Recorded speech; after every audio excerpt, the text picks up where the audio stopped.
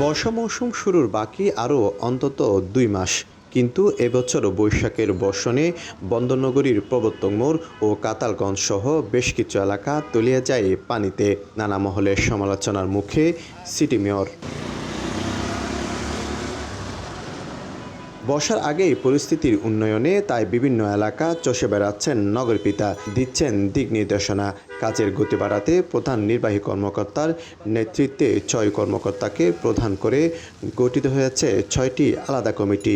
উপকমিটি করার মূল উদ্দেশ্য হচ্ছে যে আর্মিরা কাজ যদি বা করছে সেক্ষেত্রে আমাদের যারা সিটি কর্পোরেশন ইঞ্জিনিয়ার তাদেরও দায়িত্ব আছে। নগরীর হিজড়া ও জামাল খান খাল সহ নানা খালের ড্রেন, কালভার্ট, সংযোগ নালা ও সড়কের সঠিক চিত্র তুলে ধরবে কমিটি। দ্রুত পদক্ষেপ নেওয়ার পাশাপাশি ৪১টি ওয়ার্ডের সেবকদের কাজের তদারকিও করবেন তারা।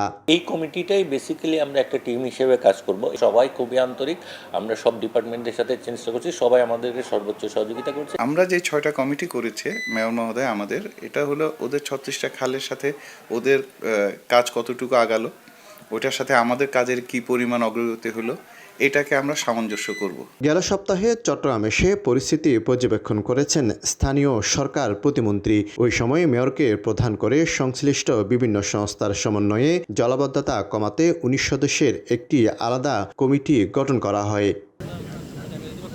শফিকুল আলম, সময় সংবাদ, চট্টগ্রাম।